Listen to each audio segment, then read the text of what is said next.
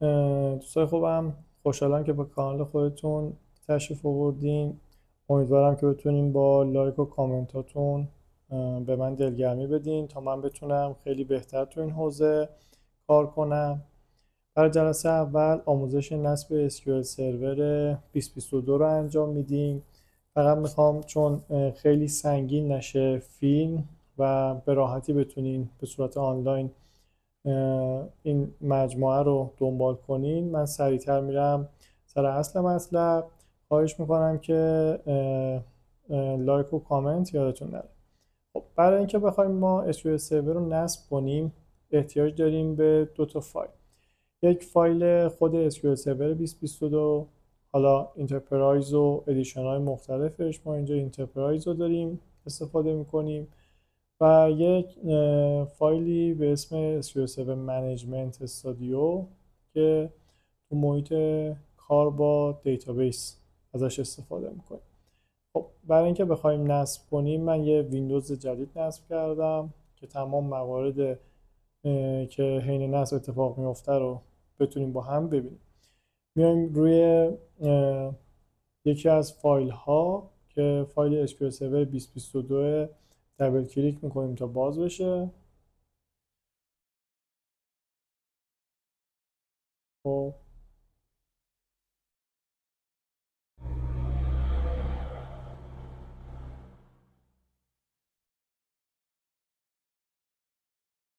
همطور که میبینیم فایل داره اکسترکت میشه.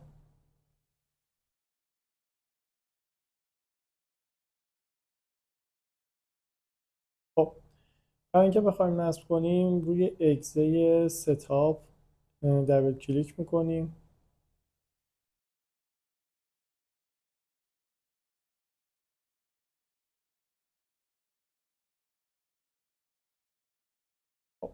صفحه که پیش رو ما ظاهر میشه توی تب اینستالیشن کلیک میکنیم و تب اول New SQL Server Standalone Installation and Feature، این قسمت شما هم میتونین بیایم یه دونه SQL Server رو از نو نصب کنین، هم میتونین بیاین یه سری فیچر بر روی SQL Server قبلی که نصب کردین اضافه کنین. و تب بعدی برای SQL Server Report Server SSRS که حالا تو جلسات آتی بهش میرسیم. و تب بعدی SQL Install SQL Server Management Tools که روی اینکه کلیک میکنیم یه لینک بهمون میده، از طریق اون لینک میریم منیجمنت استودیو رو دانلود میکنیم و نصب میکنیم که من دانلود کردم قبلا. این SQL Server Data Tool این برای ارتباط با ویژوال استودیو ازش استفاده میشه. خب ما میریم برای نصب استندالون. خب اینجا ازتون میپرسه که یه پروداکت کی میخواد، که اگر پروداکت کی داشته باشین استفاده میکنین، اگر نه که از ترایالش استفاده میکنین. اینجا اکسپت میکنیم لایسنس رو. اینجا میخواد بررسی کنه که احتیاج به آپدیت داره نرم افزار SQL سرور یا نه. ما برای اینکه بخوایم تایم کوتاه بشه از تیک زدن این گزینه جلوگیری میکنیم.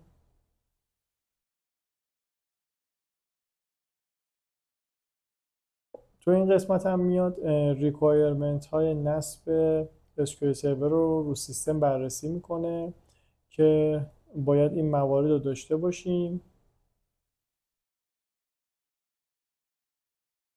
اینجا هم شما سرویس هایی که روی این SQL احتیاج دارین رو استفاده میکنین که حالا من به صورت پیشفرض سلکت آل میزنم. این قسمت میاد محلی که SQL سرور میخواد نصب بشه رو بهتون میگه. هرچی این قسمت ها رو شما تیک میزنین حجمی که اینجا احتیاج داره برای اینکه بخواد نصب کنه خودشو بیشتر میشه. حالا من چون برای تست میخوام انجامش بدم فعلا همه رو دارم با هم دیگه تیک سرویساشو میزنم، حجمم دارم، مشکلی نیست.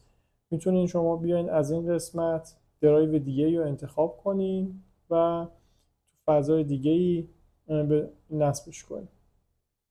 نکست رو میزنیم.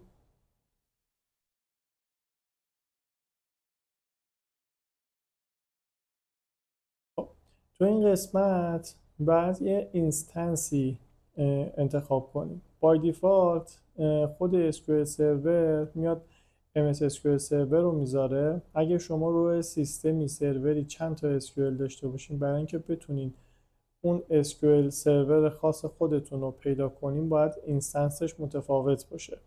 اینستنس یعنی اسمه، یعنی شما با اون میتونین اشاره کنین به اون SQL سروری که مد نظرتونه. حالا ما چون یه دونه هست به صورت دیفالت رد میکنیم، نکست رو میزنیم.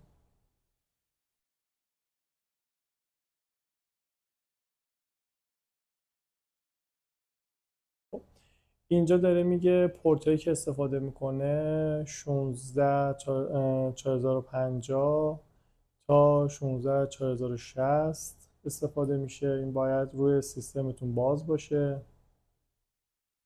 اینجا سرویس هایی که داره استفاده میشه کل سرویس هایی که شما بعد نصب توی سرویسز سرور یا سیستمتون میبینی.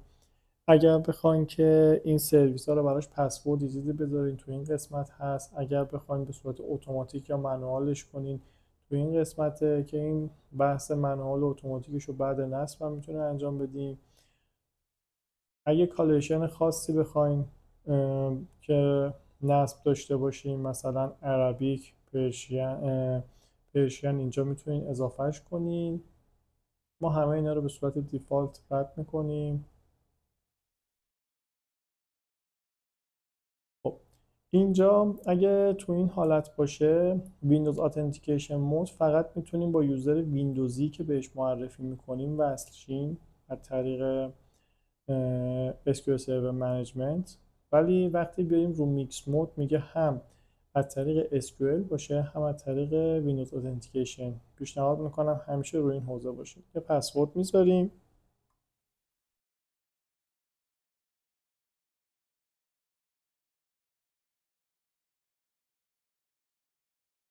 اینجا هم میتونید یوزرهای ویندوزی که مد نظرتونه اضافه کنین. از کارنت یوزر رو که بزنین، یوزری که الان داریم باهاش نصب میکنین به صورت اتوماتیک اضافه میشه و میتونین با زدن اد اگر تو شبکه باشین آدرس اکتیو دایرکتوری یوزراتون رو بدین. اگر که به صورت لوکال یوزر داشته باشین میتونین توی این قسمت پیدا کنین و یوزرهای لوکالتون رو بهش بدین.